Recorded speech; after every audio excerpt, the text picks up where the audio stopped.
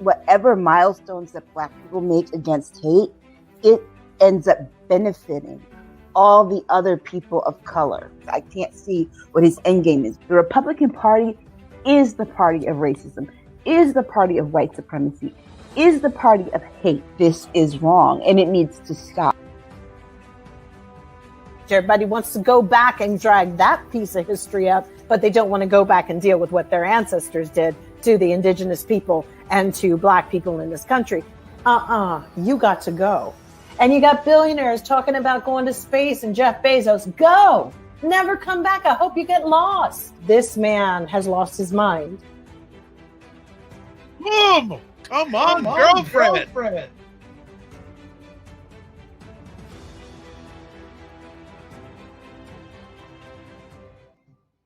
Hey, what is up, everybody? It's Dr. Vibe here, host and producer of the award-winning Dr. Vibe Show, the home of Epic Conversations, and I'm the host of Epic Conversations, 2020 Best Podcast News Award winner, 2018 Innovation Award winner, given out by the Canadian Ethnic Media Association.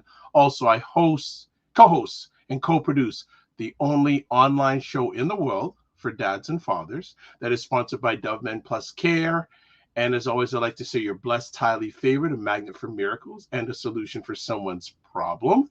We're broadcasting live on August 14th. Yes, Sunday nights. We're broadcasting live on Sunday nights for the rest of August 2022, and who knows thereafter. So as always, I'd like to say you're blessed, highly favored, a magnet for miracles, and a solution for someone's problem. Welcome everyone who's watching live. Welcome everyone who's watching on replay or listening on replay. It's appreciated, not taken for granted. So let's get at it, because just with one event in the United States, we could spend the whole conversation topic. And I have a feeling we may spend most of this tonight. And believe it or not, everybody, Jill Jones may make a public apology tonight. I don't know. It may happen. She may make an apology tonight. But let's bring them on. Let's get it happening. We're going to bring Aisha, Jill. Hola. Lala is in the house. What's going on, family? Hello. What's going down? How are things? It's been a good week.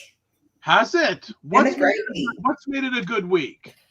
You know, more music. I've just kind of shifted. I just don't go for the drama. I pay attention to what's happening, but I don't let it get into my day. And I throw on some music and I just dance around the house like an idiot, and I feel so much better. Well, you know, dance. This song, dance. Who did that song? Was that Chic, right? Chic. I think it was Chic. Chic. So dance. Yeah. I was thinking about Jill. I'm thinking about all of you last night because I was because you all love your music, and I was introduced to a studio that is about 10 minutes drive from my house, and I had a great conversation with a guy who started. And there could be some possible opportunities down the line there, and there was a gentleman there, named Carl Harvey, who's been a long-time staple in the Black music environment in Toronto for years, and they were going to be interviewing him. So he had his guitar there. Called a Rastacasta, so it's his version of a Fender Stratocaster. Yes, he developed it though. Very clever. Oh, really? Yes, it's a trademark thing. Yes. So he created a guitar. Wow, I'd like to see that guitar. It's called a Rastacasta. A Rastacasta. Nice. And so he was just playing it, and he started playing. Which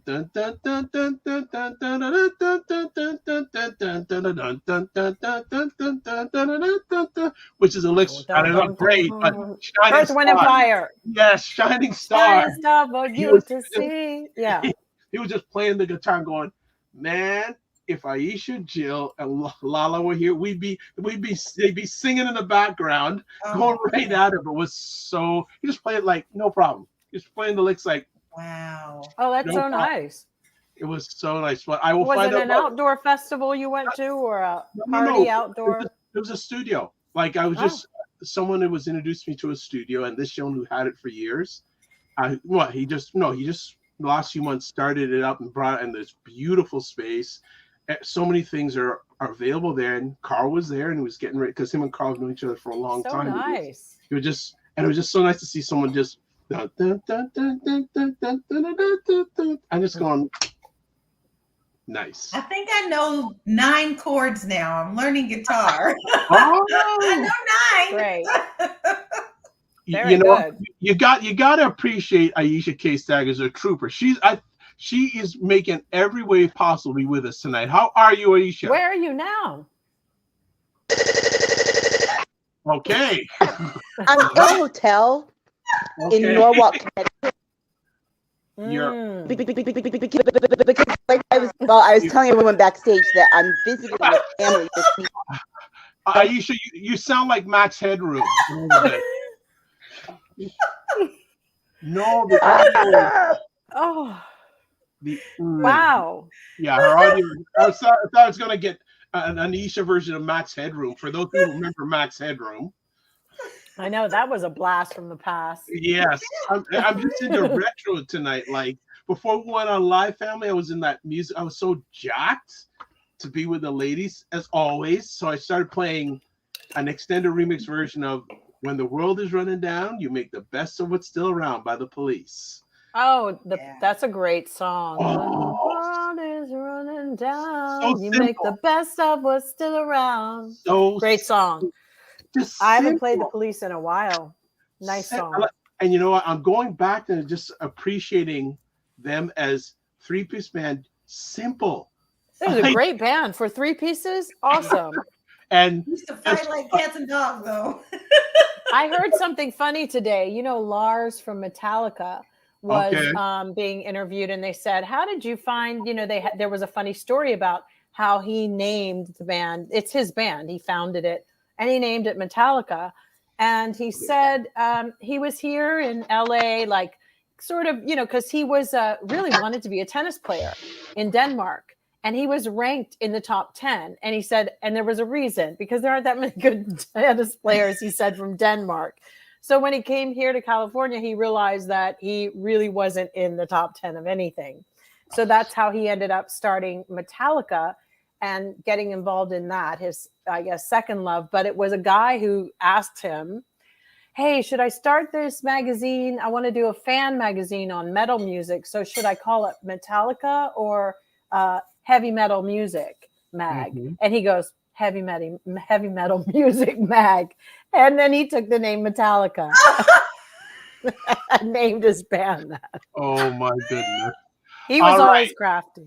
All right, we're gonna give it another try. Let's see. There's non-Max Headroom.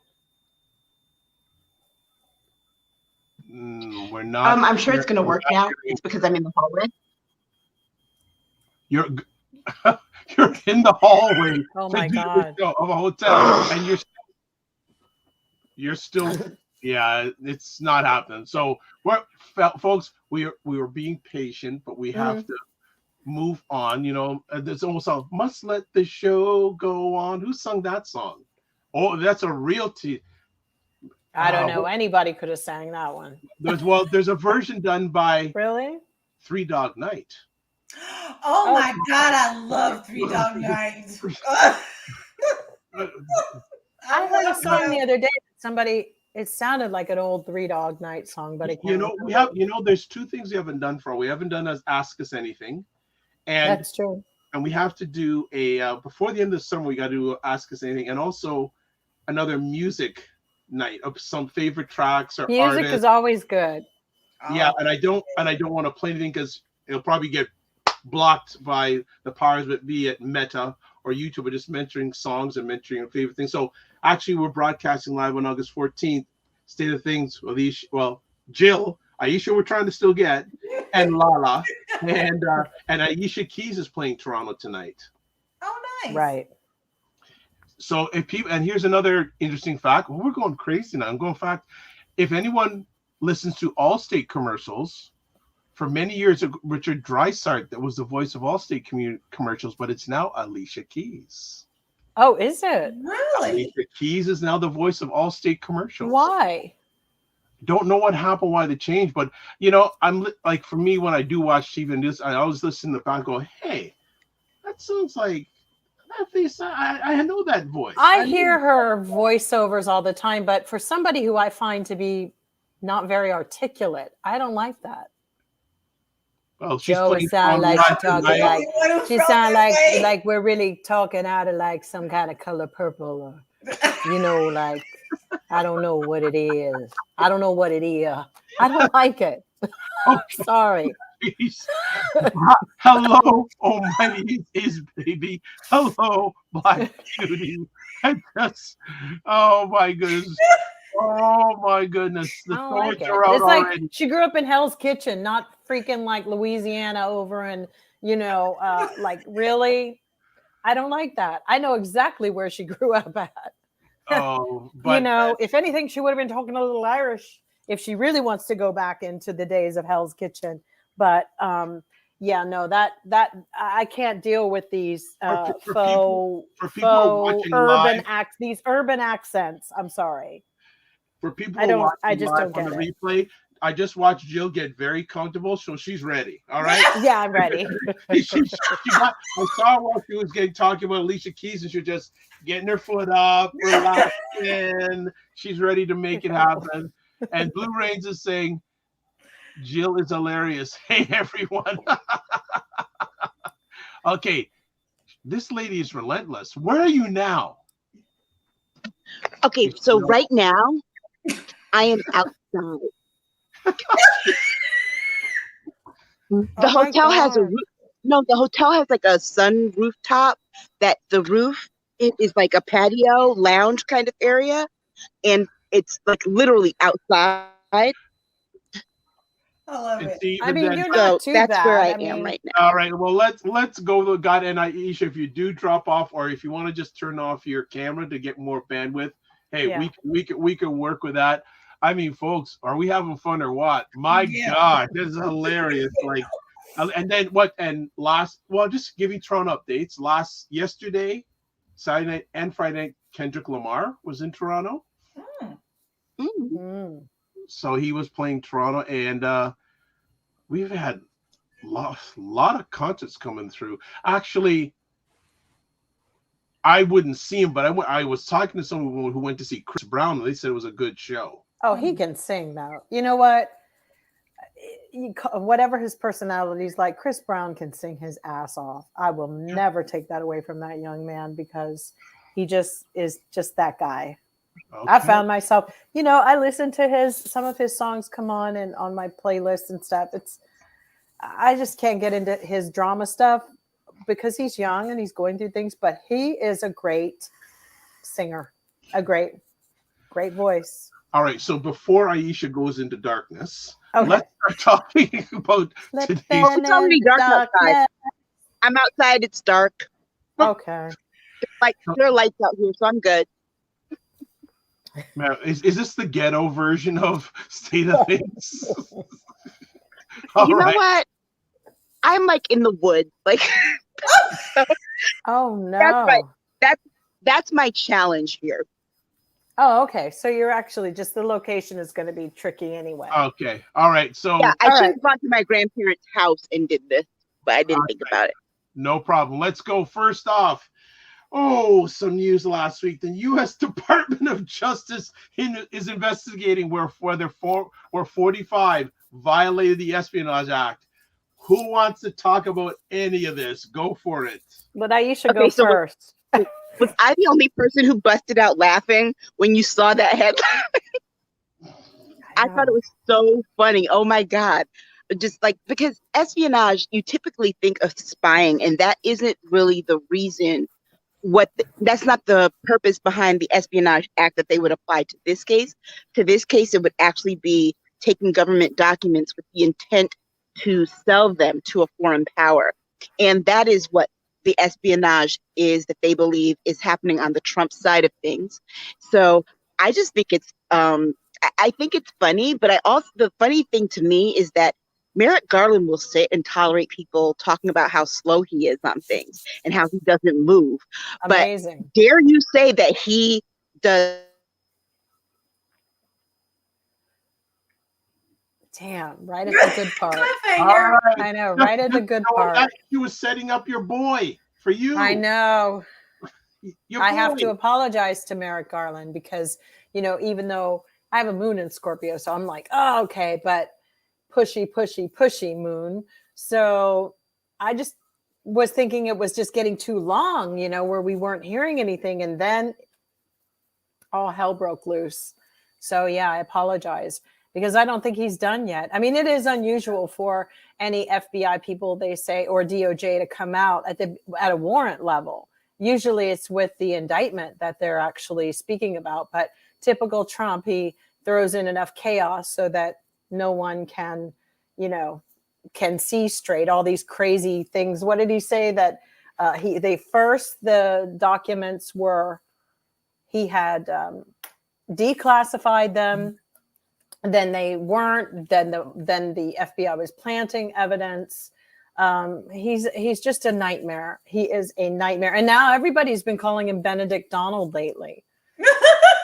That's the new name, Benedict Donald. I heard it today. So I was like, wow. That's it. He's Benedict Donald. Well, you know what I thought was very interesting, because I was like, you know, I always heard about the Espionage Act, but I never really looked it up to look at the history. So today I went into Wikipedia and I started reading everything. I was like, wow. And then I get down to the bottom and they've already put Donald Trump in there. And it says on August 12th, 2022, that he was raided. It's already in there. Like for real, somebody just went, boop, let's, you know, already. That's so funny. Like, okay, well, we're going to really do this. Well, you know, people have been convicted for less. And it's just amazing to me how he loves to live in the center of a tornado. Mm-hmm. Because it's calm in the middle of a tornado. He's calm as long as there's so much going on around him. Right. And he's going to play this as hard as he can. Now, he's also come out with a tweet the other day, or on his Truth Social, where he said, and oh gosh, now they've come and they've taken private things that are private between me and my attorneys, and now I'm asking you to bring them back. Oh, bring what back? Are you kidding me? You literally said, I need y'all to bring them back, please. He's such a liar, and he will keep doing that. And, you know, they need to, you know, and also he's basically incited people yet again to kill FBI agents. And he's got people doxing their family members online, all of it, you know, and then these numbskulls heavy here in Florida are sitting up here saying, we don't care. It's like taking your stuff from home from work. Bitch, no, it's not. Right. Really? It's not. Right. Donald Trump did not have a job. Like, in fact, I don't even know if he really ever worked. This man was selling secrets. It's pretty clear. And where the gag is, the real gag, because he's so fucked up, if anybody looked at that statue that they gave out in the Saudis for that Saudi golf tournament, did everybody look and see that it looked like the Twin Towers falling? Yes. It was from a picture. Some people were like, that picture was staged. No, I was there. That was not staged. It was it was right after. And it was like this really weird haze that had gone over where all those people had died. It felt very spiritual. It felt like the light that was in there. And anyway, these fuckers, and I will call them that, they're all in it together. He stole shit. He was selling it. People were coming in and out, taking pictures of this stuff. Yeah. And that's all there is to it. Are we going to Rosenberg him? I don't think so. But, you know, it seems really kind of crazy that the Rosenbergs were put to death when basically Donald Trump has done the same thing. Why are we, wait till it comes out when they find out that that's how knucklehead asshole in Russia, how he made his moves. Mm-hmm. That's why he had the document. He knew this is tied together. They need to stop playing. But I think this is the thing about this particular issue that that is so intriguing, particularly about the search, is that we keep wanting him to get caught up on the January 6th stuff. We want him to get caught up on the election stuff. But it is going to be the fact that he took these documents that are going to get him, because the statute is very clear. The statute does not care if the person was the president of the United States. And remember too what they said. Some of those documents were so classified that they couldn't even list what they were in the warrant. They had to basically just say secret documents, because there are that few people who are able and have clearance to read those things. So that tells you that this is going to be something that he's not going to get around, because remember, it's really not DOJ going after him for taking it. It's the National Archives that are going after him and went to DOJ to say, hey, he's not responding to our subpoenas. So right now we have a crime, because he's breaking the law by not responding to a criminal subpoena. So that is when Merrick Garland granted them the affidavit and the warrant to do this. Now his people are going to be the downfall of him, because remember, that warrant was sealed. That warrant was not going to go anywhere and be public unless Trump made it public. But all his little minions are behind him and his cult people talking about, oh, release the warrant, release the warrant, release the warrant. You know what Merrick Garland said? I sure will do that. And now Lindsey Graham is out here talking about release the affidavit. Lindsey, have you not learned anything in the last 72 hours to a week? You all asked for him to release the warrant. Guess what? He did. Okay? So you're asking for the affidavit now? Make no mistake. He will do that, because you accused him of going after this man illegally. Exactly. And don't be surprised that when that affidavit comes out, there is even more damning information in it. Oh, of course. Because he moved documents, they said, through this, they had a 60-day surveillance. And they saw that after the boxes, I guess, had been shipped, because it's really kind of true. You got to remember, a lot of these documents, as my husband works in that field of documents, certain documents, they're typically coded. There's a lot of things on these documents. So to break all that down is really crazy to say this, but they usually, some documents as well, you can't really take photos of. You can't, there's some blocks that come in if you're using technology. But that being said, we don't really know, but they knew enough to know that the lawyer had signed off and said, oh yeah, he sent everything back. But they knew that from wherever these documents were, this shits were like being moved somewhere else. And they saw it. So that also, remember, you got to submit the warrant within a timely fashion, because it can't be from ages ago. It has to be that you saw something within like a window of time. So in my opinion, something about those documents, they might be digging up old Ivana soon, because, first of all, didn't she want to be cremated, which was kind of a weird story, but they dug that. I believe that would have been ample time to drop documents in. They saw something. And if, as Aisha said, if we really get to see what's going down, it's crazy. But I do feel that everybody who worked in that as the staff should all be indicted to some level, because when you're president, nothing belongs to you. It's like if I write a book at a corporation that I work on their time, that shit belongs to them. So seriously, Trump, that dime was your time was our dime. So you don't own shit, and neither did your secretary, and neither did anybody else who works at the White House. You don't. It's like when I worked on pharmaceutical accounts, every email that I send or every interaction, it's saved. It's always saved. It's in the main file. It never goes away, ever, because there could be lawsuits, there could be issues. So I said a really bad word, but that's just, I'm getting too country like my family. Sorry. But the part of this that is insane. I'm feeling like I'm talking to my family. Sorry. Sorry. Oh, the part of this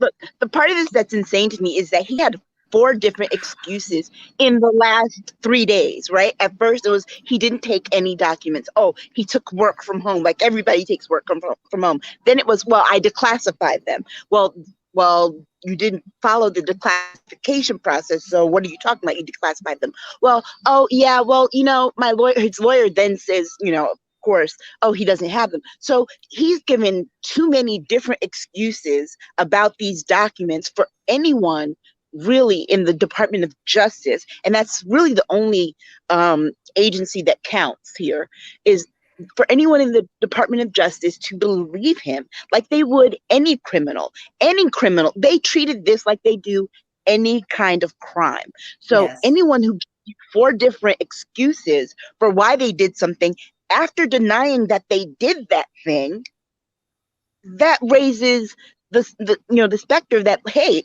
they committed a serious crime. And his mouth, this is the thing. We always figured it might happen, but it's his mouth that's going to get him in trouble. Yeah. All He right. does You're not so know how right. to I think that the worst part of it was just one quick thing was that, you know, there are so many jobs in America or anywhere in the world now that have like privacy NDAs and different kind of things. I know they're questioning a lot of them, but people just can't take work home with them liberally the way they used to either. That just doesn't exist. First of all, it just doesn't. And also when you're in situations, I mean, my goodness, even Prince had a whole don't take your stuff home policy. So I don't know. It's a lot. It's a lot going on. Okay. Well, you know, we're in a technology. I'm sorry, but we're in a technological world. Who the hell takes home paper?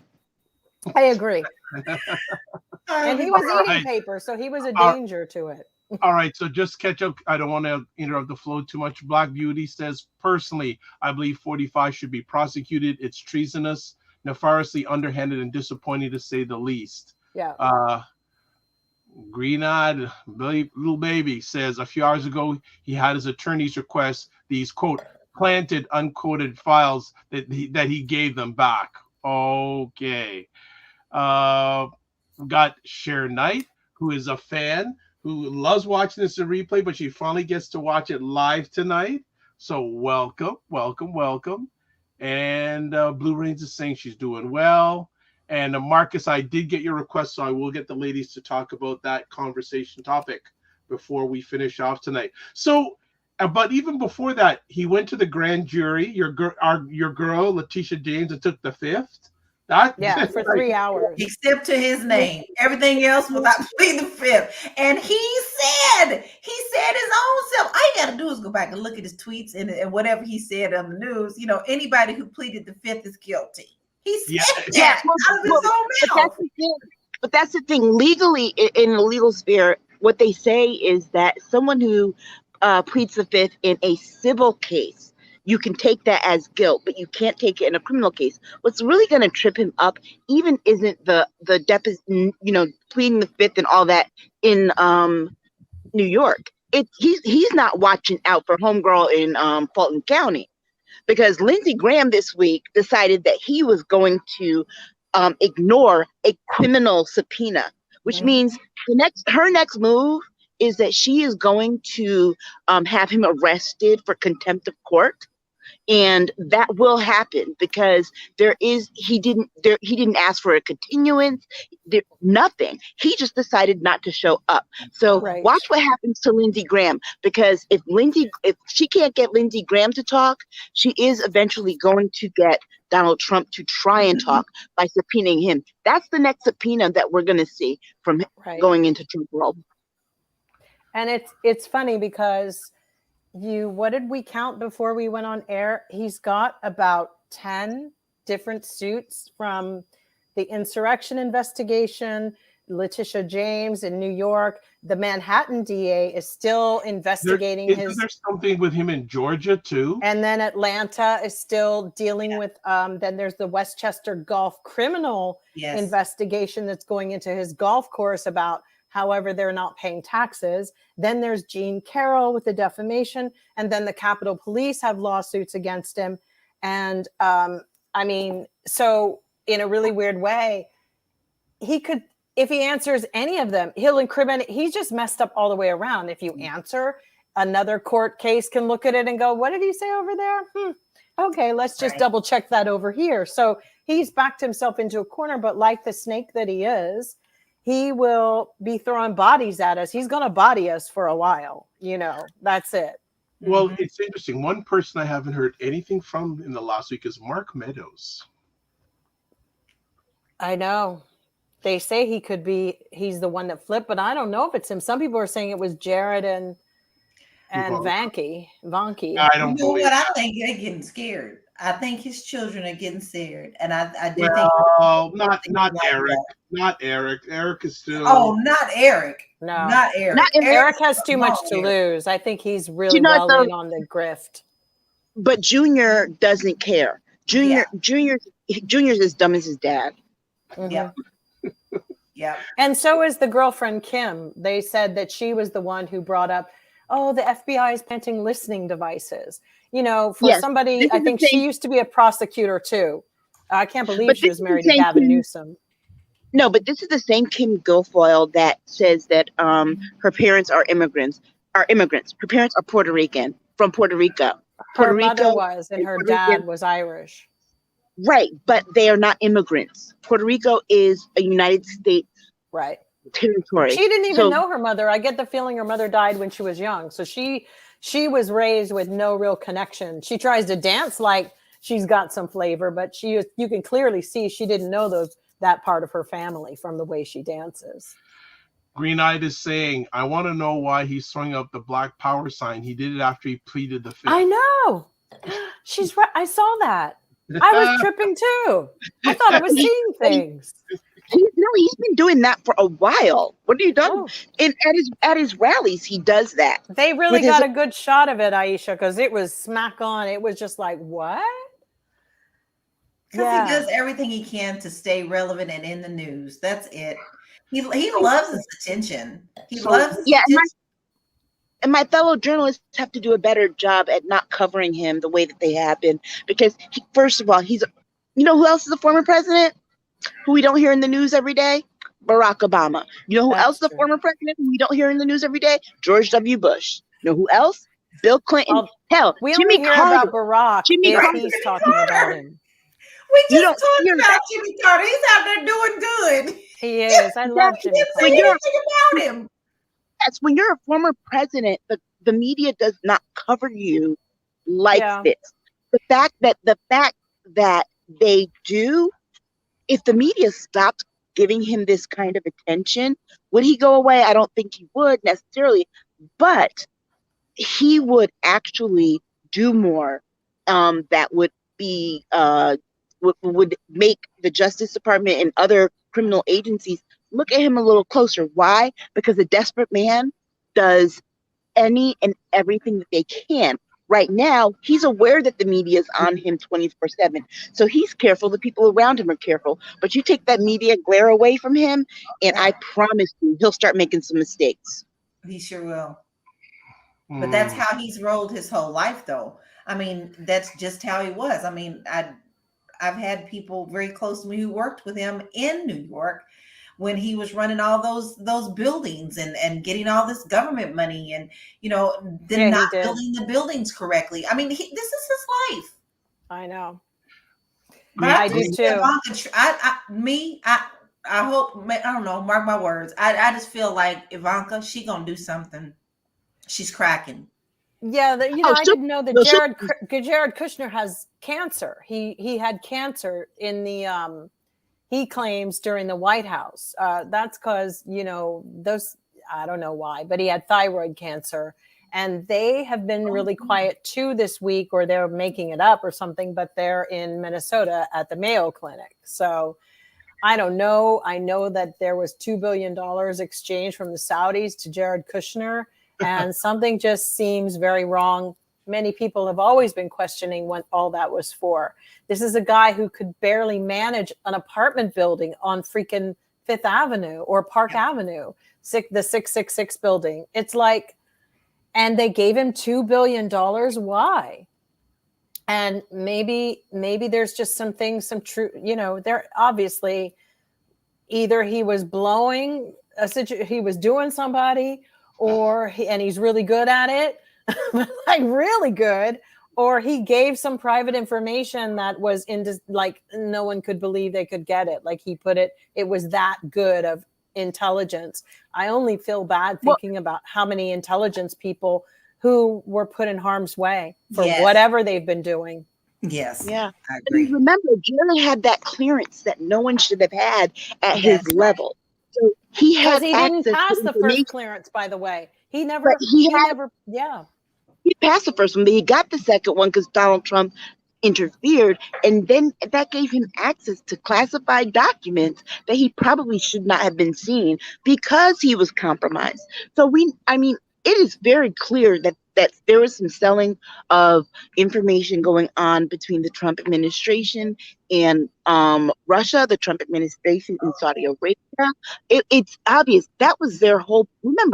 Remember from the very beginning, Let's even when make he it was trying clear. to run, he was trying to monetize the presidency the whole time. But his clearances, let's be clear, were rejected by top officials. The only reason that he got cleared was because the president said that they had to clear him. But his officials rejected Kushner for top secret clearance, and they were overruled. So and remember that they that were up to rejection no good. and remember that rejection came because of his affiliation with the Saudis, and they thought that he was compromised. Yeah. I know somebody who explained to me how they do those things, and it is basically a lie detector test, I guess. I don't know what else they do to you to get everything on you. And if you're a cheater, if you're a this, if you're a that, as long as you tell people 100%, but for them to, you can still get your clearance, I think, right? They just need to know, even if your wife is cheating with the gardener. But the problem is they want to make sure you're not in the situation where you could become something that could be compromised for our national security. And they didn't give a shit. You can't even have blemishes on your credit and get a clearance. Because you can't even work for a bank and have blemishes on your credit. So what the hell? We're going to be... You're right, Aisha, because it's true. You can't work for Chase or Citibank or anywhere or anything in finance if your credit's not good. So the reality is we have higher standards for other jobs than our presidency. That's a joke. Wait, the real thing was, why did he have this stuff on Macron? Was it because of that way that his wife and the kiss was between Emmanuel Macron when they met? Because there's a great picture with Trump in the middle. Remember the reason that he got the stuff on Macron was because remember Macron and Angela, what was her name? Angela Merkel. were trying to get him out of something, and then they had enlisted Trudeau. That's why. Because remember, they were all trying to ice him out. There's a sick picture where she's just smiling at him, and because he likes older women. His wife is 20 years older than him. His wife was his teacher, his professor at school. Isn't that wild? This is nuts. Green Eye is saying, I want to know why. Writing a novel or something. This is real life. This shit is a book. I know. Right? So Green Knight is saying, I want to know why he's throwing up. We talked about that. Black Beauty says the 45 specimens actually sleep at night. And Green Eyed Baby says, true to all that's being said.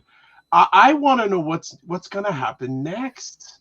Because, and again, like I said, we need to get this clip. Jill, Merrick Garland. I apologize, Merrick. You're doing your thing. And it just came around. He couldn't let his people get sandbagged the way they were getting it. It's really true. He had to stand up for them. And he's going to have to stand up more. And it wasn't just the getting sandbagged. People were putting out actual threats. Remember. No, that's what I'm saying in a polite way. Yeah, but I've already used too many blue words tonight. So. And I felt that he had to do it. And I feel like, he gave that, it was like a chess move. Get tackled, or I might go to jail. But he didn't think that he would get killed. Really? And right. So there was that threat there in Arizona. There was another one somewhere else. And the guy who ran down a bunch of people, it was a suicide yesterday. He drove through a crowded Philadelphia or Pennsylvania. It's sort of near Philly where he was. Yeah. And then the idiot who took a nail gun to the FBI. I mean, that sounds like, oh my gosh, it's like, and then it kind of appears that he was texting while he was dying because he stopped in the middle of a word. And I assumed, I was like, well, that was either it. Because he said, well, and then that was it. But he was saying, well, I tried it. He thought because the glass was bulletproof at the FBI that a nail gun would penetrate better than a bullet, right? Okay. First of all, he fucked around and found out. Yeah, Aisha, it's so true. But like, seriously, this guy, anybody who walked around thinking that was in agony with life, they didn't understand nothing here. If you can't know that about when you put bulletproof whatever and that you're dealing with force and science and things and why the nail gun didn't work, this is a person who he's better where he is now. That was crazy. I was just like, how are you going to roll up there? And he had an AR-15 with him. But then he gets away and he writes. That's what's frightening. Like he privileged so that he didn't think that they would shoot him back because I guess he was watching all these other, young white kids getting arrested for mass shootings but not killed. It's like, dude, did you not think that? You went to the FBI. They're told to shoot to kill. But I don't think they killed him. I actually think they couldn't even be bothered to kill his ass because he drove away so fast. It was really the sheriff who killed him. Isn't that how because they said he was hiding in a cornfield with his wounds. And then it was like, dude, you're so insignificant. The FBI didn't even come out and get you. It was the sheriffs who had you on lockdown and clocked your ass and took you out of here. But that's usually who's at the FBI office. If you've ever been to one of your regional ones or your local ones, it's the sheriff who provides the security. If he were to breach the FBI office, the agents inside would have done that. But it is the sheriffs who usually provide that kind of. I guess I just didn't know why they didn't blow out his tire on the way out of the parking lot, because for me, I was like, I was figuring that driving in Cincinnati the way he did, and then the sheriffs coming in, and then him ending up in a cornfield made me think that the car was inoperable. He was all messed up. I want to bring this back to the main conversation. Okay. What are you hearing, and what are your responses to 45's defenders of him being up for espionage? Oh, just roll up and give him some red Kool-Aid, because there is absolutely nothing that they will ever change their mind about him. They are so gone zombies. That's what's frightening. Yeah. That's what's frightening. That is threatening all of our midterms. That is threatening all of our in-between voting. These people are freaking crazy. And this lady was standing outside of the gates. Donald Trump ain't never said no lie in his whole life, and this is just a persecution. And I was like, somebody please give her some Kool-Aid so she could just lay down and be done. I know. She has no brain. I agree with Lala on that, because here's the thing. These people, somebody went and did a deep dive into how they were raising money. Okay, these people were getting scammed. Like the Trump campaign, their PAC was taking money out of poor people's accounts. It's like they would go to make a one-time donation, but the small print said that it would be recurring. I heard about that. And it's like it would recur every other day. And so I was reading that this one guy, they had taken out $5,000 out of his account, which was he had like $5,200. They took out $5,000 in 3 days, and they wouldn't give it back. And he was on a fixed income. And they don't have money to even money, right? Even still, you could not get him to talk bad about the guy. That's what? Really? No, Jill. No, this is God's way. This is God's way. Even messing with my money, that would be hard. Well, they are fully committed. They are fully committed. Whoa. Completely committed. No. Wow. I mean, it's so interesting. I did hear them saying that They didn't care that they thought this was a nothing burger, of course, again. And I was like, wow, it just changes the whole landscape. So really, we don't need a Jason Bourne in movies or a James Bond or anybody, because they don't believe that, you know, there is a right thing. I mean, I guess ISIS could just come along and do what they want to do if Donald Trump gave them all of our nuclear information and where our bunkers are and things like that. I mean, has anybody thought, like, he could have turned over where the bunkers are when people are, if they did, you know, go nuclear. I mean, it's really, really outrageous what he could have given them. But their only concern is the quote unquote national security threat from at the southern border. That's the only thing they care about. They don't care about any other national security threat. That you see that they have turned the immigration of people from Latin America into a national security issue. But they don't care if someone from Russia or Saudi Arabia decides they want to invade this country. They're not a security threat. Why? Because they're in business with them. And I bet you if they were in business with people who were in Latin America, like they are with what the president of Brazil, I think it is, or Venezuela, the same thing. And the president of Brazil, by the way, is going to put a freeway through the Amazon forest, people. Oh, just so you know. No. Bolsonaro. Yeah. All right. Let's move on. Aisha wanted to talk about this, the U.S. election primary results thus far. Aisha, lead. Yeah. Well, this is something that we should at least have in mind as we go to the polls in November. Like in my state's primaries were this past Tuesday, so Blumenthal won, and I actually voted for our state treasurer, who's a young African-American man. He's LGBTQ. And it's like 33 or so, but he is really committed to lowering prices and taxes and things in this state. But in other states, these primaries, particularly these Republican primaries, you have all the common sense sort of Republicans losing, and the nut jobs are winning, right? Yes. So Democrats really, really have to go balls out and win this, because if they lose and the nut jobs get control of the House and the Senate, we are in for a world of hurt.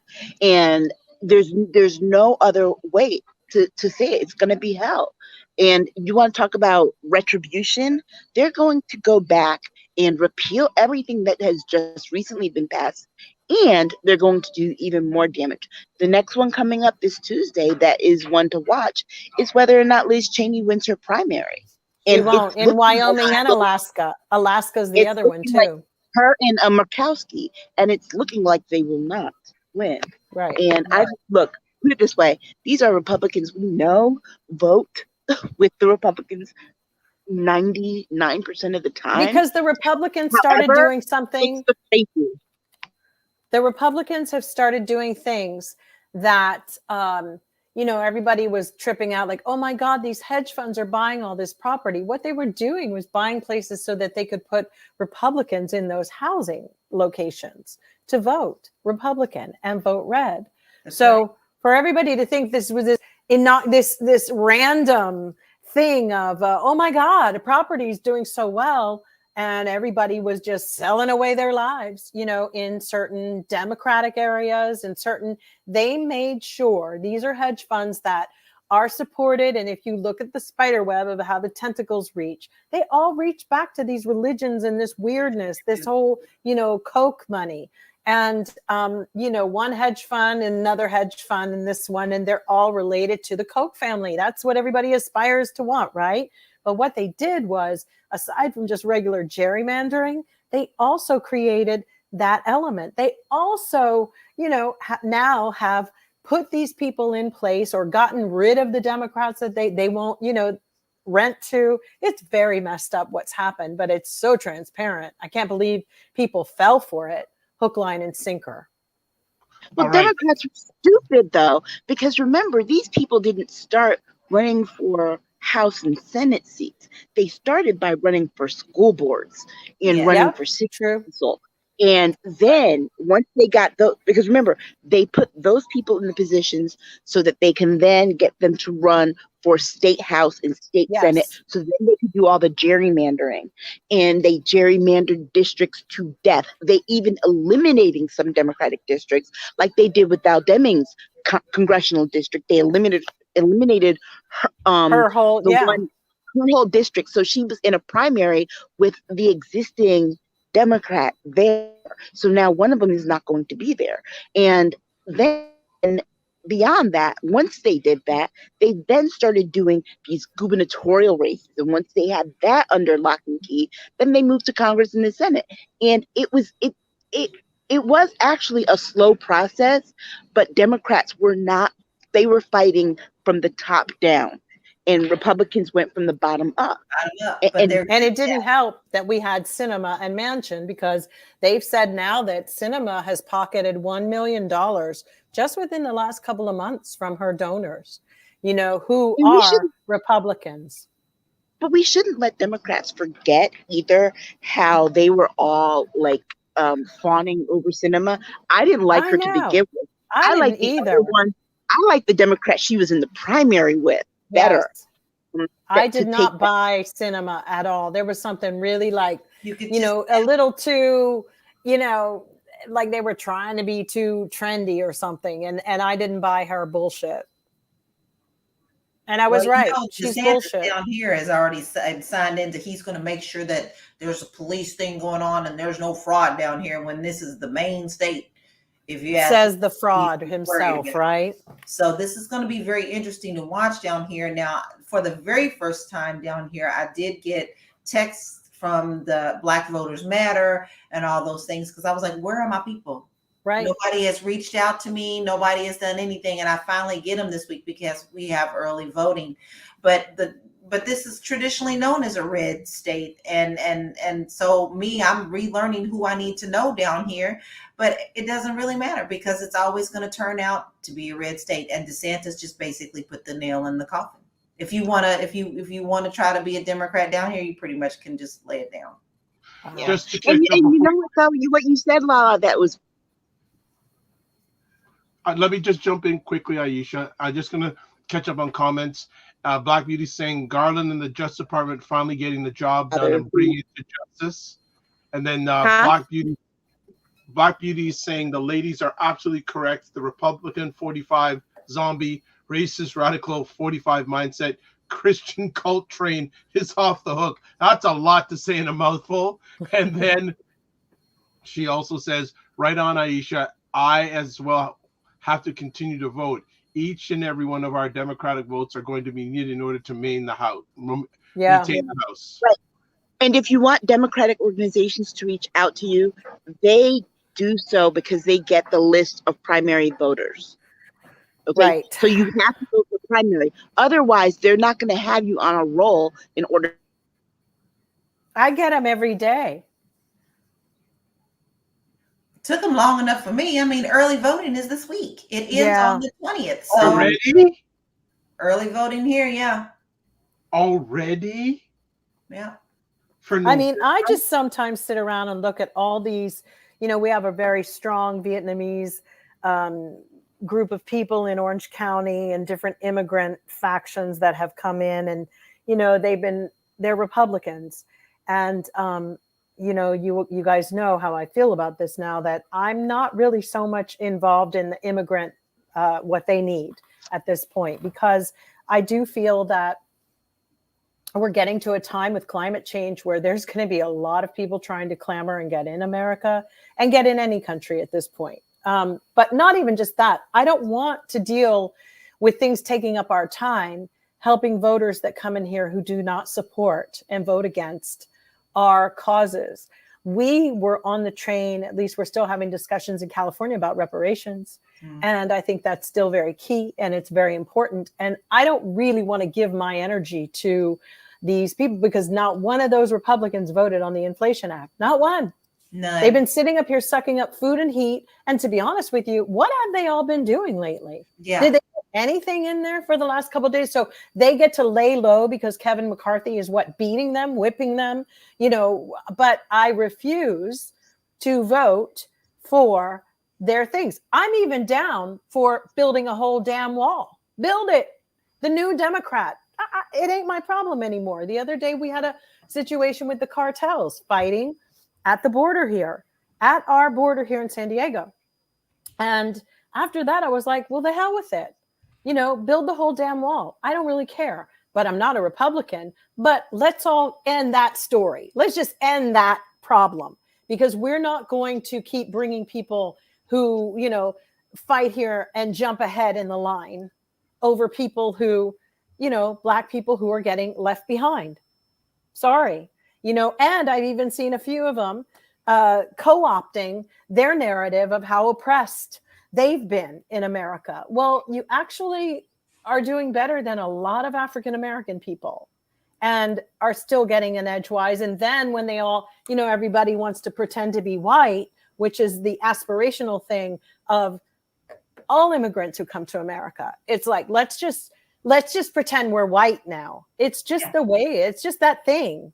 And it's wrong and it needs to stop. And I'm not down for really breaking our ass anymore for the dreamers, for any of it. I mean, I wish I could say, but I can't, I just can't.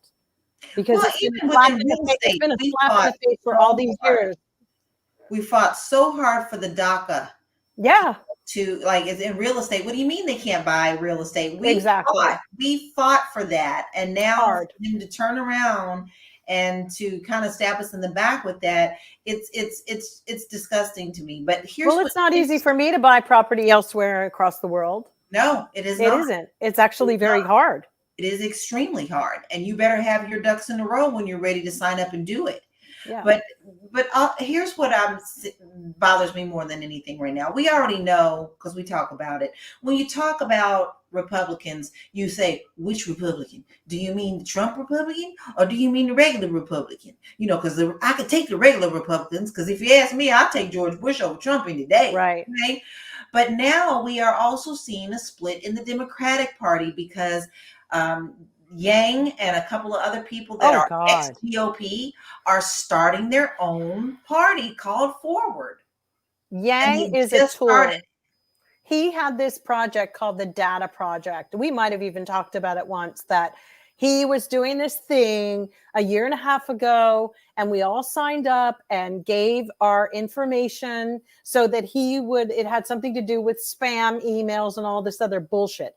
And you're supposed to get paid if they violate it, they have violated. I still get spam. In fact, I think I get more spam because of Andrew Yang. And the reality is he's a grifter. He's like a Tulsi Gabbard. They have nothing to do. It's like, bitch, you have 2 children at home. Go get a fucking regular job like everybody else. And same with Tulsi. Tulsi, that wife you call a husband, if he can't fucking help pay for your life, then stop, she's on TV, with Tucker Carlson now. It's like, really, they're so fucked up and it's horrible. It's like they are playing everything. And you're right about this party that they're trying to divide. But until I see my money from you, Andrew Yang, shove it. You're a liar and you're a grifter. He's got 2 autistic children, if I'm not mistaken. Yep. Maybe you should be focused on things elsewhere to benefit. But have you noticed that the Democrats that are part of this new party are Democrats who lost elections? Yes. But wait, Christine Whitman is in it? It's like, first of all, that hairstyle is still the same. Girl. She's had it since the 90s? Come on. Remember, Yang and Tulsi both lost the presidential, and then Yang lost the New York mayor election. So they're bitter because Yang messed it up for Maya Wiley. Yang was the ringer that messed up Maya Wiley's little run. Yes. He should have won. Should have gone to her. Yeah. Because now we've got all this pissing match with all these men, Abbott, freaking, it's just crazy. And then Eric Adams, and the mayor in New York, saying he's going to send people to be knocking on the doors in Texas. And, it's like, I feel like he's going to if he's so mad at Abbott in Texas, I feel like he's going to go and abduct him and like wheel him up a fucking mountain like Heidi did with that little boy in that movie, because ain't nobody playing. He's really mad about shipping people back over homeless people or immigrants or whatever they're doing. That's, so nasty, calculating, terrible. But they're doing nothing. But they always saying that everybody's like, well, if you sign up to be a libertarian or whatever, you're splitting the vote. Well, look at what y'all doing. You're doing the same thing. You do not have to be blue or red.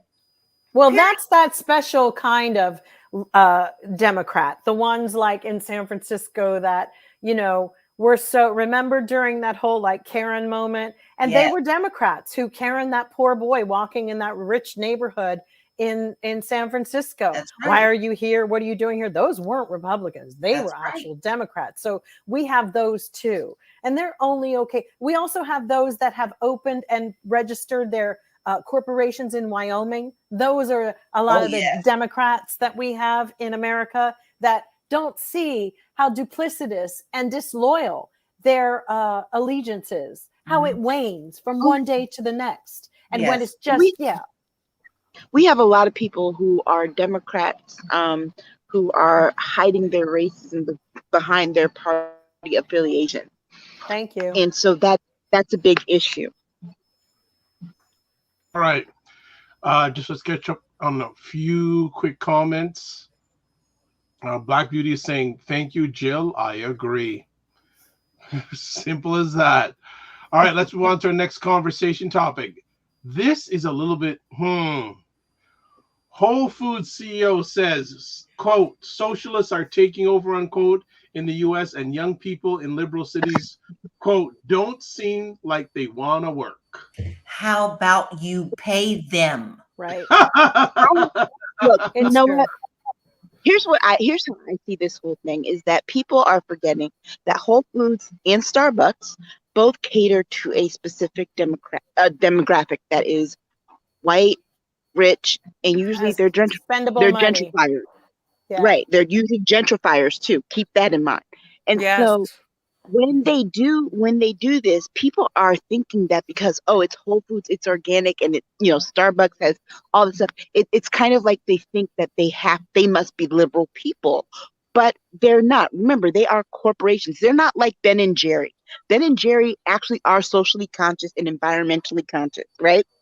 But the owner of Whole Foods, the CEO there, and the CEO of Starbucks are both corporate people. Do not be surprised if they are Republicans. The fact that people put it this way, the fact that the CEO of Starbucks says that he would rather close locations than to let his people unionize tells you, because who's anti-union? It's not Democrats. Right. So keep that in mind. These two men are not, and here's the other part. When you purchase things from their stores, you are supporting Republican interests. And either you have to stop or you have to resolve yourself to accepting the fact that that is what you were doing. I'm very conscious about where I spend my money. Now, one of the reasons I don't go to Starbucks is what bothered me so is they always like to hide behind these causes and saying that they support these causes. But it was very clear in the very beginning, before all the Black Lives Matter movement, they always had issues with Black patrons coming in. They always had issues going on around that. And then when it came to some people coming in, some of the kids coming in and wearing the shirts that said Black Lives Matter, they told them they couldn't wear that. Still yet for the gay community, they were fine for that. And then they changed their mind because people got mad because, what do you mean you can't wear the Black Lives shirts? Well, we changed our stance. Now everybody. They're like Disney. You cannot flip-flop with me and tell me that you are telling me the truth about your company. You've had too many issues. They get not a dime from me, not in the grocery, not in their lines, not in anything. and matter of fact, I'm getting ready to throw out the Starbucks cups. As soon as they break. Don't forget Amazon is another one. It's Yes. just becoming very difficult. Amazon is another one. I have friends who do not give anything to Amazon because of really looking at where they stand. But, we're looking at there are some things that they're going to learn. A hard head makes a soft behind, as my grandma used to say. My point about with this guy, he's retiring actually in 6 weeks. So this was his sayonara comment. But also, I've been really hard on Gen Z for the last couple of months. I was looking at some of our old shows and like, wow, I really had it in for them, thinking they're not doing anything. And then I spent some time actually really listening and reading. And my husband was talking to me about what's happening is that good for these kids, because here's the thing. They've spent most of their lives with parents like who worked ourselves to the bones at like a dog. At 50 something years old, if you lose a job, it's really hard to get one. And then they'd spit you out after all these years. I know that firsthand. And then sitting here and like having latchkey kids and you're breaking your butt for these small, tiny wages. And we raised our children, if I must say, in a really cool way. There were things we taught them to have equal things for their friends, to respect each other, to all of these wonderful attributes. We encourage that in our children, to be generous, to think about the homeless, to address it. And maybe for once, we have a generation who is finally saying, we're going to address this. And number one, let's start with the fact that you are taking away people's quality of life. How much money do you need? These are miserable billionaires who have nothing to do. Like every time you look at Elon Musk or whatever, don't you just like go, wow, you're a lost dude. And then when you see him swimming and he's not even fit, it's like, wow, you really take shit for granted. Like you are a billionaire, dude. You don't even respect your body. The fuck? Mm-hmm. Who gives a shit? So it's like, and then you look at them all. Jeff Bezos wearing like weird clothes, like he's in what's that movie that Mike Myers was in with Beyonce? Austin Powers. It's like these people are lost. And so when I think about the kids now, I like go, they're right. They want to be paid $2.65 in 1978 is the equivalent of $12 today. And our minimum wage in many states is still $7 and 20 something cents. So what does that tell you? What it tells you is that the institutions and these things that we have had, these are like too big to fail, right? Oh no, they're going to fail, because now what's happened is people are starting to realize like, wait a damn minute. Mm-hmm. We cannot keep doing this. And this is how you thank us. We got to work harder for you and start hauling cheese in Whole Foods. Bitch, please take several seats. You can't find people to work because you don't offer a place where people want to work. And then Jack Ma recently, I forget what he's known for, Asian guy who's like a great... what's the name of the company? Chinese internet company. Well, anyway, he's online telling people, if you start your first new job, stay 2 or 3 years and then leave, right? And then all the kids on Reddit were like, what? Isn't this the same dude who had an application people were applying? You better be ready to work for me for 12 hours a day and give me your life. I mean, they put video up. Yeah, he's a co-founder, former chief executive. This era is changing, and only because we created a sense with our children. Aisha will attest to it. How many of these things that your kids did in unity and all these things we encourage, trying to, with the anti-racism and trying to really address things and really, and they're doing it. It may not be perfect, but I think they can all function in a world where there's trans and multiracial people. I think they will be fine as long as they get rid of all the goddamn boomers and silent generation. They actually might have a fucking chance. Anyone add to that? I can't believe what my generation turned into, some people. I can't. I should have known when they were always able to use people to try to like get tickets backstage to see Lenny or Prince or something, and like how manipulative and low down that money just became everything. But yo, you go and look at like some billionaire and you're like, Elon Musk, dude, like you don't even respect your body. People eat like crap because they can't afford food. You can afford actual good, healthy food. And this is what you do to yourself. You look like a fucking whale. Yep. You know, I have a friend that has a PhD. She just got her PhD, and I watched her struggle to get it. She's in business administration, and now she's out in the job market.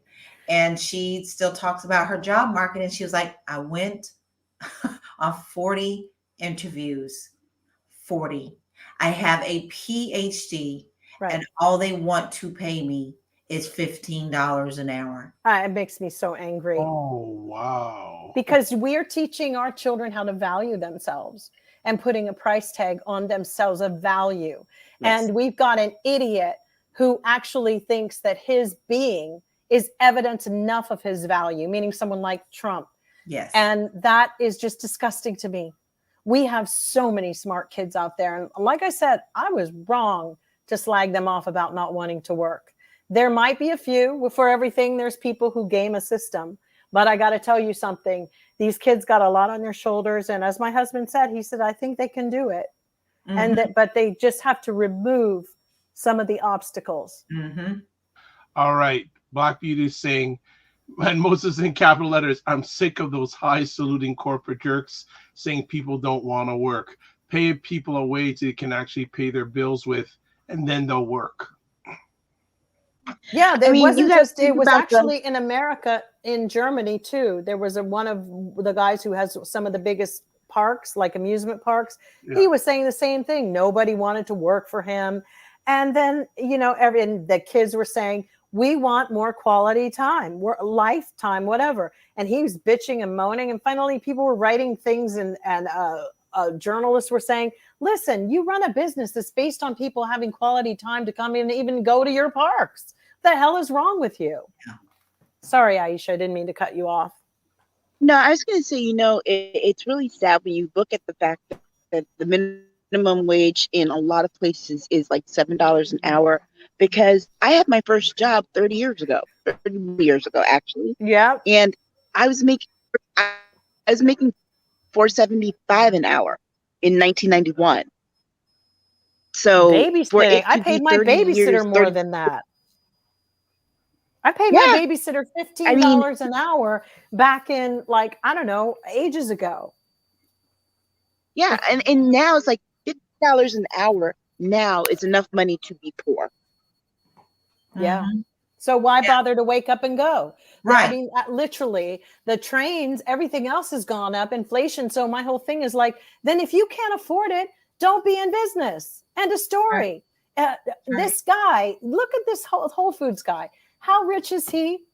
I mean, he is 68 years old and so fucked up that he thinks he has to work that hard, making all that money. He should have been retired. But these are people who think that life can't go on without them. Let me tell you something. That shit, when he drops dead, will be something else. And nobody will be thinking about Whole Foods. No. These are things that don't last forever. They last for the time being, and then they're turned into something else. Another fucking clown car. The craziest part is that he really believes his hype. Yes, it's like, dude, go home to your wife. Do you even know her anymore? Do you know your kids? Why you tripping? Nobody wants to work for you. You know they're gonna split it all up and go their own way anyway. They're not thinking about no legacy and moving it on. He's just counting the days. When it's done. They're horrible. Like, as an example, and then Warren Buffett, it's like, I don't believe his bullshit either. He gives everything away. It's like, bitch, you gave away because you got back a lot. It's like, I don't believe these people. And to be honest with you, I think that some people our children are now realizing, okay, it's great. There are people who want to be billionaires, but megalomaniacs running the world, being like insincere to each other and maybe trying to be, so they want to be kind or they want to have human conversations in a very technical world where they're not even able to really communicate properly, but they're willing to sort out all of this stuff. We can't think that my generation had all the answers. Right. We spent so much time on some other nonsense and power and making money and all of these things and being completely miserable. And then turning 50 like me and like, it's time to just take that off my plate. I'm just at a different level. Why? You know, I found a vision board of mine that I had when I created it when I was 30. Oh, how nice. I had to laugh at it because everything on that board came true. It came true, yes. But it didn't necessarily make me happy in the way right. that I thought it would. Right. So you have to be extremely careful for what you're wish for. Because when it comes back, you need to be ready to be able to process how it came back. So I'm at the point now where I'm like, I don't want to even say something that is negative that could come back on me, because I'm really, truly trying to focus on being the light. And benevolence is important. Yeah. Yeah. So I mean not to get really morbid, but we had a serious thing here in Griffith Park where we had a transient homeless woman. I don't even like the word transient. It was homeless woman. Hung herself and set herself on fire simultaneously. They called it a murder. They called it a suicide because then everybody on Twitter who lives here, goes by the park, was horrified. Oh my God, how did she do that? That's a murder. That was a murder. And I'm like thinking, isn't it called self-immolation or something like that? It's like when people go that far, yes, to set themselves on fire, yes, they're unhappy. And so for all these faux liberals here to pretend like they give a damn, it's disgusting to me. This is a woman in pain. We have not solved what to do with all these people who are homeless. It's so sad and it's heartbreaking. And the fact that we can walk and go to work and back and forth, we should really, like when Black Booty asked, how does anybody sleep on the Trump thing? How do we all sleep? And I told somebody when they were asking about how does Ted Cruz sleep at night, I said, on the vote to the people who support him. What are you worried about? If he doesn't have support, then he's not going to have sleep, but he's sleeping pretty good. So you're worried about the wrong person. So true. All right. We'll move on to our next conversation piece. And for people who are listening, if you don't hear Aisha for the rest, she had to go. So we've got Lala and Jill for the rest of the conversation, everybody. So next up, Afghanistan 1 year after U.S. withdrawal. Has it been a year? I think. Yeah. Wow. It's just like nothing. You hear nothing about Afghanistan. Nothing. No. I did hear they were still having some troubles getting some of those, which is really sad. And another horrible thing, people who helped, the intelligence people who helped them while they were there, they haven't all gotten out, and some of them are still hiding. Yes. Wow. But I mean, that just goes to show you the state of America. If it's not a hot topic, then you're not going to hear about it. This doesn't mean that it's still not critical and it's not important, but because the world is so focused on the current bubble of what's going on and what's being focused in the news, the other things fall away. And this has been a downfall of ours for years, that we're media hungry. If it's not in the media and the media is not feeding it to us, then you forget that it's even happening. Sad. Like Ukraine is slowly slipping, and same type of situation. It's like I saw that Latvia and a couple of other countries are sending things over to Ukraine to fight, like sending equipment to fight, big tanks and stuff. And this is such a grave situation, because we do have a lot of people who are now even taking a turn where they want to say, well, Henry Kissinger said it was always going to be a bad thing to bring in to go and hit the borders of Russia, and for NATO to do that, and NATO is losing. Like, there's so much noise, Dr. Vibe. It's like, of all of it, do we really know what's happening in any of it? No. But we certainly get enough of 45. Oh, yeah, and they need to make him disappear. Like, they really need to watch what they do post. And it's so kind of crazy because they are, like Lala said, they're the media hungry. It's like the worst thing for him is to be like not on the tips of our tongue. Relevance. Yeah. Be like the Wicked Witch in the Wizard of Oz, throw some water on him. Just throw some water on him. Let it melt. He'll go away. He is Mrs. Gooch, isn't he? Mrs. Gulch or whatever her name was. He is horrible. Woo. That should just be his theme music when he comes on TV.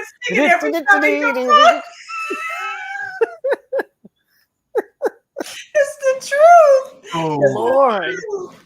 Oh, we went from Afghanistan to the Wizard of Oz. All right. Yes. That's a turn. And hey, Cinnamon Canella, yeah, you're super late, but you're always on time when you're with State of Things with Aisha and Jill and special guest Lala. Yeah. Let's go to our next conversation piece. And we got two more. But first of all, this finally happened. My heart hurts. Serena Williams. Dr. Vibe's been wanting it for ages. He and him. But him more than me. Serena Williams announces her pending retirement. Well, again, since we started with music, at the beginning, say, finally, it's happened to me. Come on, Serena. Like, hey, respect, and I don't say a lot, respect to Serena, and Jill, I've been telling you for a long time, Serena's slide began when she lost to Bianca Andreescu at the Canadian Open a few years ago. I remember. I agree. I remember that. Right? Ever since then, it's been down and all like losing these championships. I just she could never get it back. No. So, ladies, I know probably when she finally calls it a day, but what were your thoughts when she said, I'm finally going to hang him up? I thought it's time, but I also said, what a beautiful ride she left and what a wonderful path she left for all these young girls who never thought that would be something in their pathway. I mean, how could you not be proud of what she's done? Yeah, she tried to come back several times. It's hard to give up something that you love. It really is. And so I have nothing but love for her. I know she's still going to do great things, and it is her time to step down and let others shine. But they're going to be shining a lot brighter because she's left a great path. True. And she did it when Naomi Osaka is kind of like gone away too. You know, I don't think she'll ever come back either. No. The two sisters from Compton. I mean, that's pretty remarkable what they've done. And, you know, the lives that they have led. It's something else. And, but yeah, it was getting hard for us to watch her lose and not achieve that thing. That was tough. Yeah. And then the injuries and all of that. I mean, you gotta love her for her heart. But I gotta say, I think that her, Nadal, Federer, all of that, you know, people have been trying to get Federer to retire for ages. As long as you love it, you should do it. But I also just think, because, you know, she goes on a little bit like, if I was a man, you wouldn't. People have been on Federer a long time to when is he going to retire? The reality is that's the part I don't care for. I think we were seeing her lose quickly and she wasn't taking it well like they were. Right. So it made it hard on all of us to watch it. It was like, oh my God, I can't watch this if she doesn't win. It stressed me out. I didn't want to be sad. Did the way that her career was going down the last years, does that impact her overall greatness? No. Until there's somebody else who comes along. I mean, and that you can't predict. No. But I don't think there'll be people like these icons that we have today. And that's across the board. They won't exist. There's another person we'll save it because, you know, it's an evergreen topic.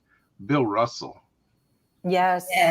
So we'll save that for another conversation. Yes, definitely. A tribute. That's a whole other conversation. Yes. I know. The one that deserves to be had. Yes, definitely. And this past week, the NBA has retired his number, so no NBA team can use the number 6. Major respect. That was so amazing to me. I love that.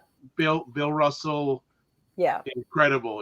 And actually, we'll stay there because we start going into it. It'll be a whole other conversation topic. One other thing, and I'm going to say thank you to Marcus Cole. And he brought up this topic, and I am glad he brought it up. The passing away of Olivia Newton-John. Oh my Rest God. her soul. Yeah, that was sad. What a wonderful light. I mean, honestly, I remember She was. growing up, and my little old town of Prospect, Kentucky, we'd have talent shows, and I sang her song. She's one of the few sopranos that I can sing, because in those days you didn't have people do tracks for you. You just played the record and you sang along with the record in the talent shows. Right. So she was the only soprano that I was able to sing, her and Denise Williams, and but just her whole spirit. You could tell that she loved what she was doing, and that she had a beautiful light about her. And it's going to be awful missing her. And I love John Travolta's tribute to her. I thought that was very sweet and very touching, because she is an icon in her own right. And even though she wasn't in the news every day, she had a big presence. And his wife died from breast cancer too. Yes. So it was really especially touching. She battled it for 30 years, Olivia, and then it came back, which was heartbreaking.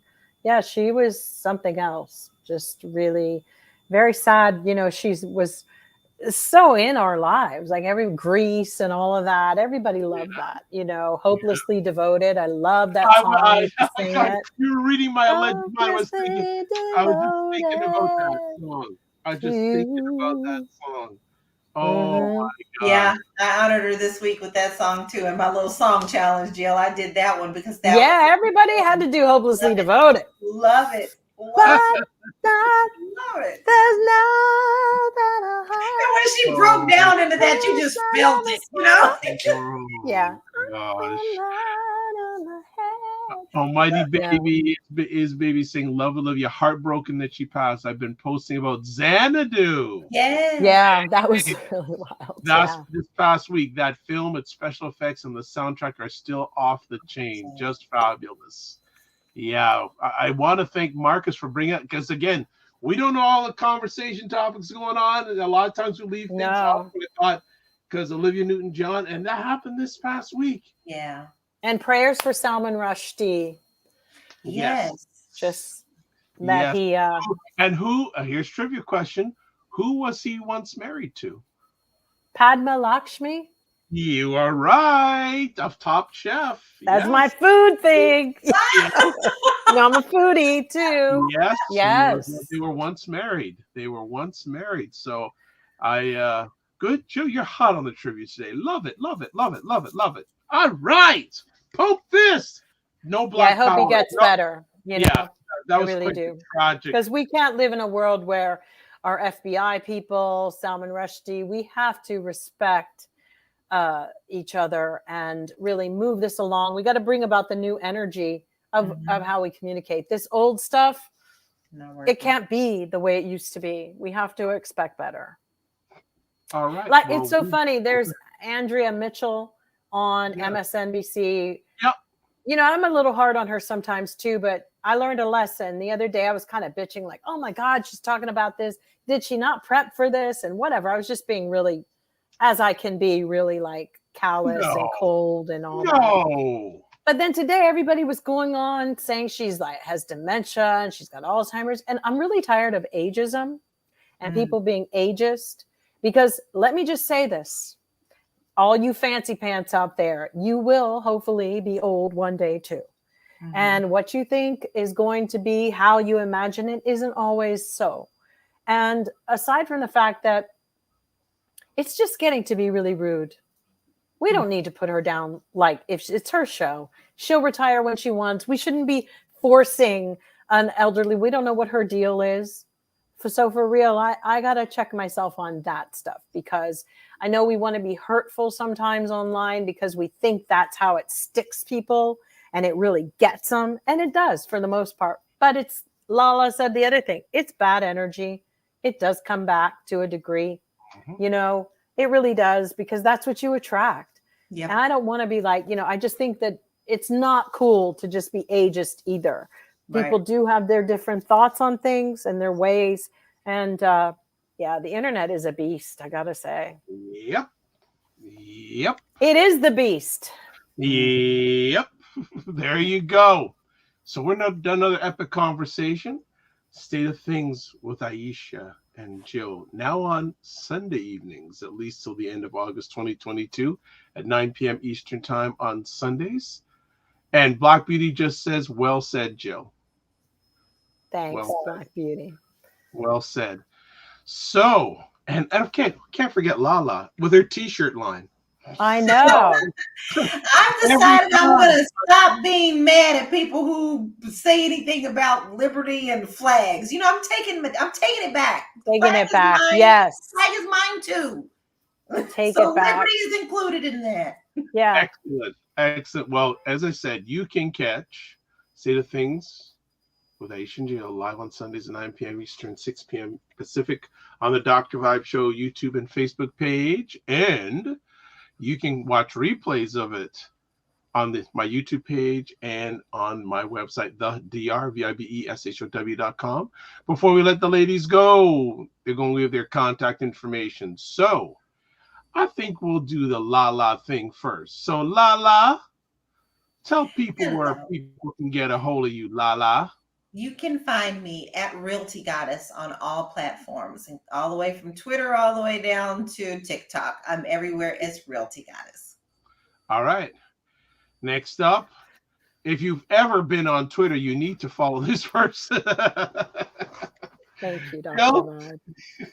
Jill D. Jones on Twitter and Jill Jones Music on Instagram. Excellent.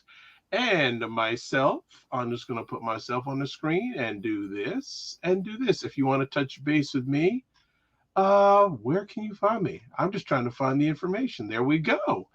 The Dr. Vibe Show, the drvibeshow.com website, email dr@the drvibeshow.com.